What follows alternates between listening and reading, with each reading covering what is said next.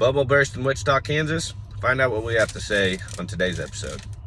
So before we get into all this, if you would please, I got to do my due diligence and ask you to please like, comment, subscribe, share, depending on which platform you're on and how you're watching this. And I want you to really intentionally think about who could benefit from this information, both on and off social media, that could address some of these common concerns that people have. And today I'm going to address 8 of them, 8 common hesitations that people have in today's market that we've been hearing, and how we're kind of addressing those and helping people through those. So first one I'm going to get into is they don't know where they're going to go next.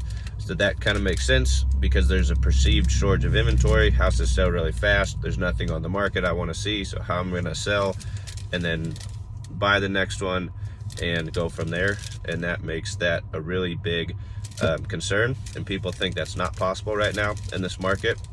And I'm going to tell you it is possible because we have 3 of those going on right now. We have 3 contingent offers that we got accepted with unique early and late possession situations worked out to make it most convenient for the seller and the buyer.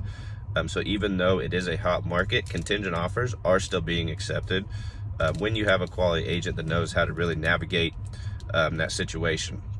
The other option that we've been seeing people do, especially since more and more people are building these days, is cash out on this economic opportunity you have right now to sell high and then rent for a year while you're either building your house, or while you're renting, you can always be looking for the next one. So you're in a much more stable situation to find that next house. Because it's not that there's not houses out there. They are out there.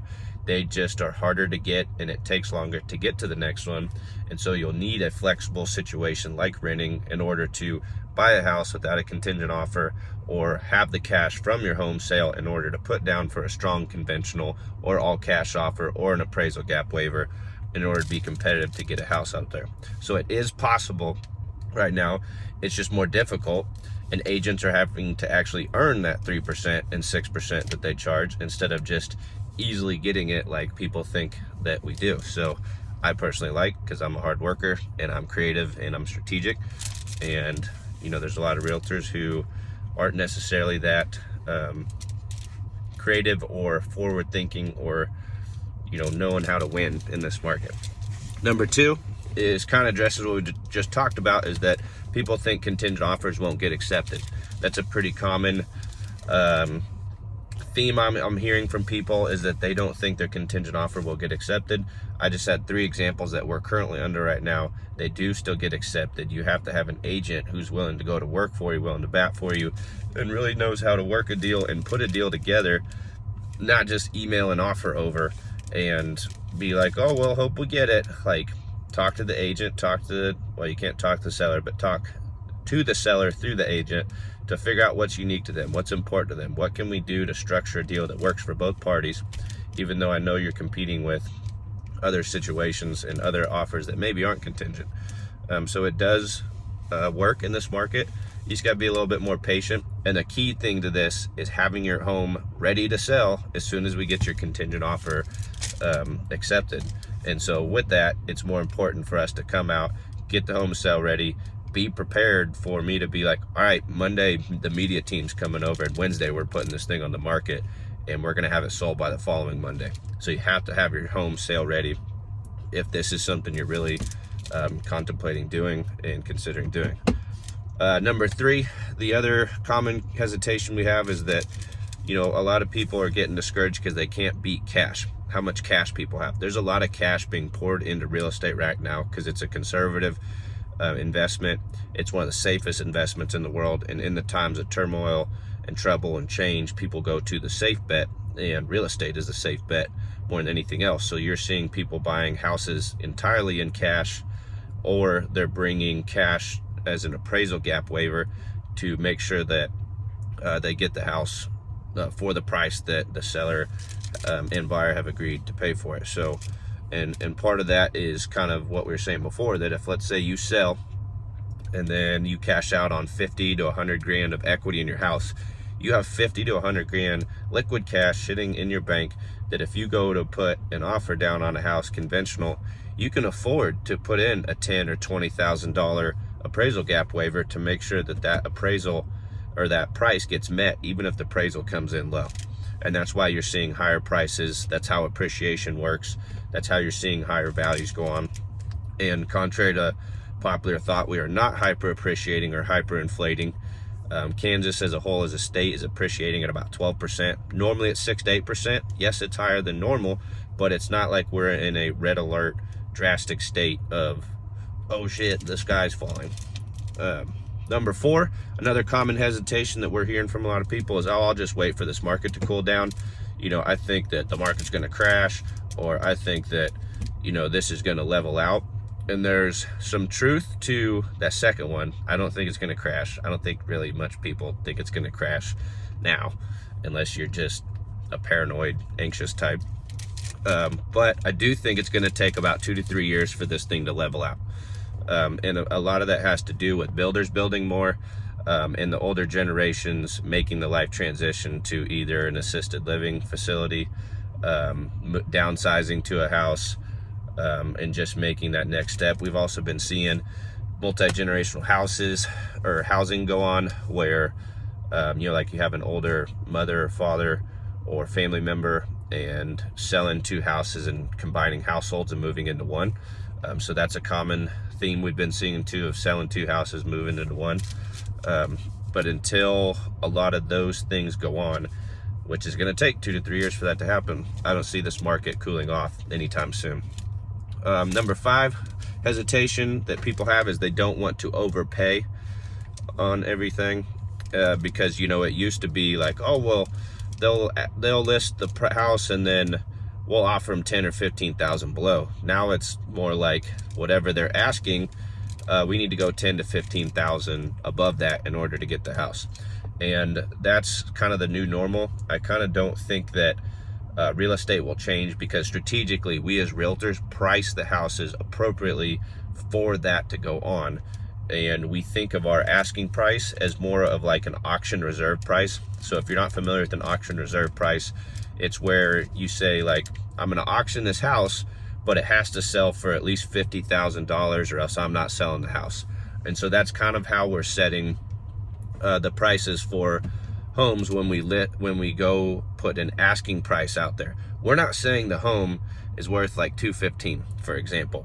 We're saying we're currently asking $215,000, and that's where the bidding starts.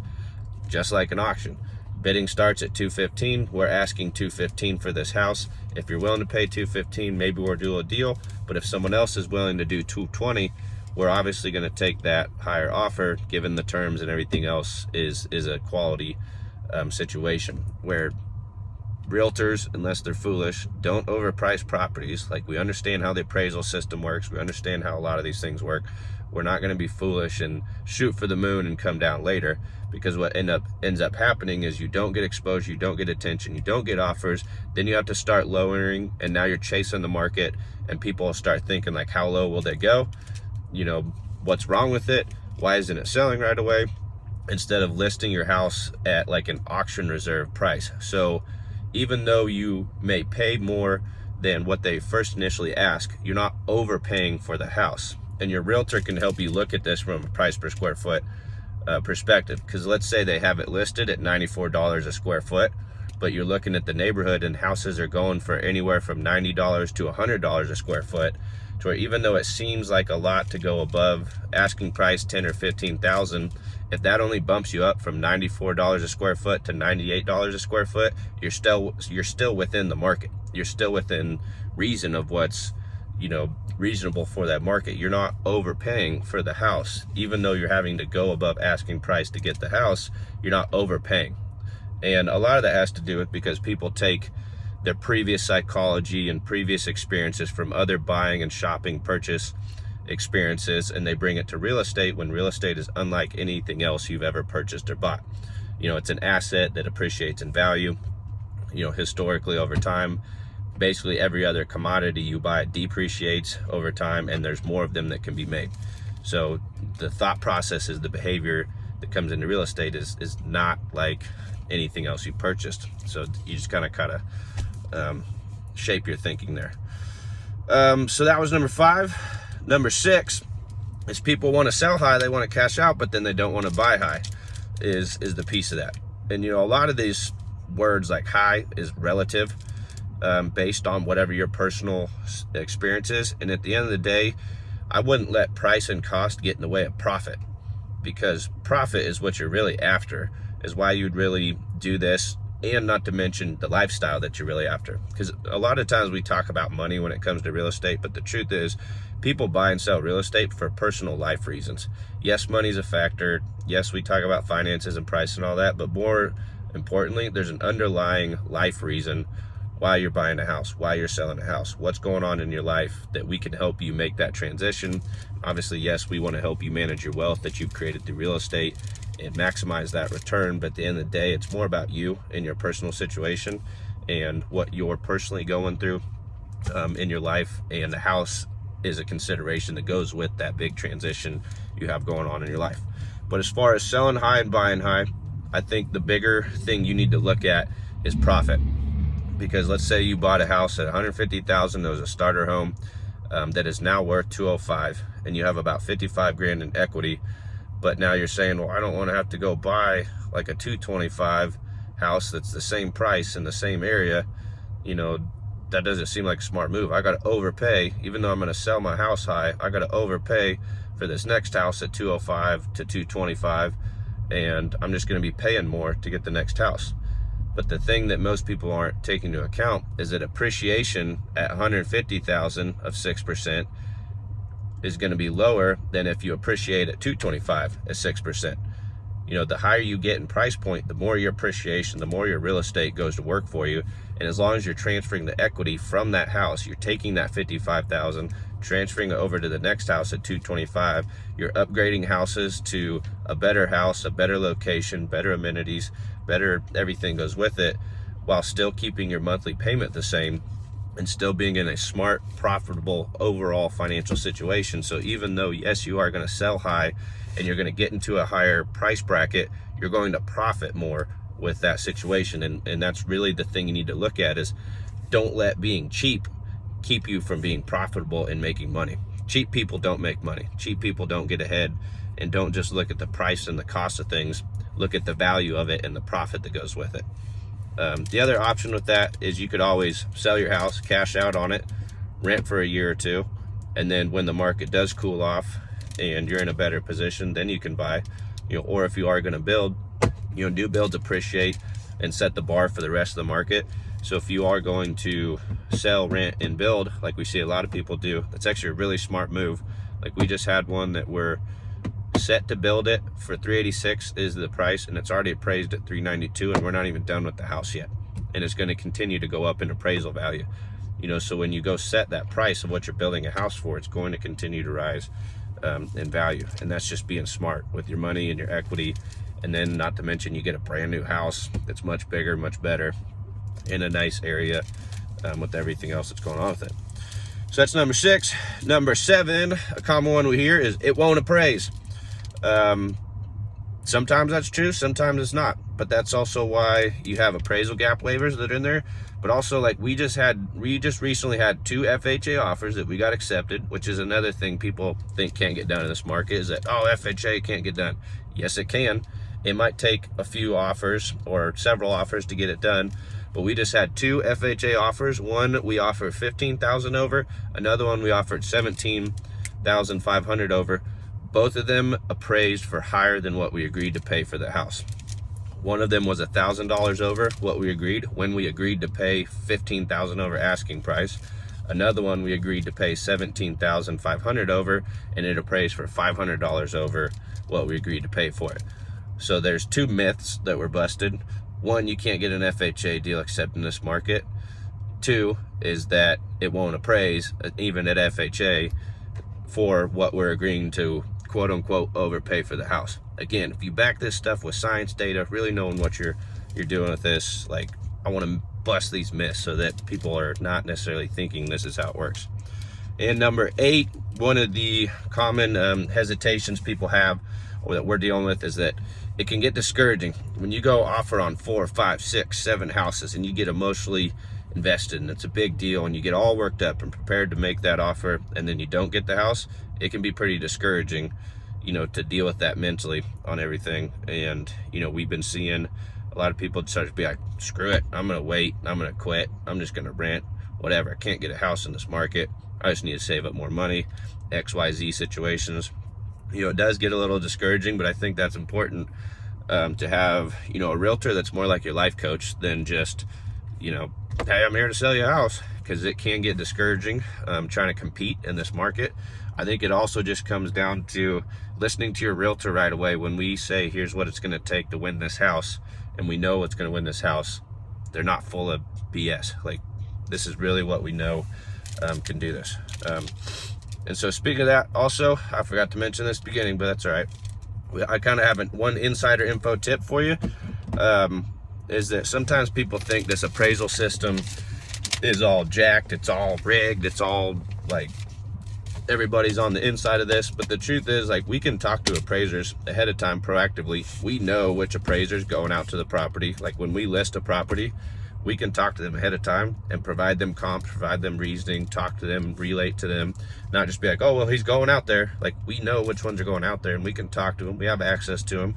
We can communicate with them. It's not like they're just this magic genie behind the green screen making up prices of how this thing works.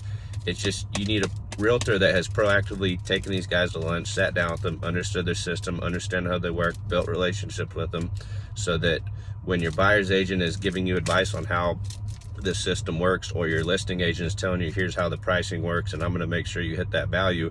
Like, we've done our due diligence to appropriately network, meet the people, know the people we need to talk to for this to be successful for you. Our job is not just like we run around and show pretty houses, or we just throw a house on the MLS and they sell. Like, unless you're a lazy realtor, which I do get it, they do exist. I'm not a big fan of them either. It's what got me into this industry. But there is a lot more that you can do as a realtor to make sure that your clients are successful. So those are 8/9 common hesitations we're hearing about the market.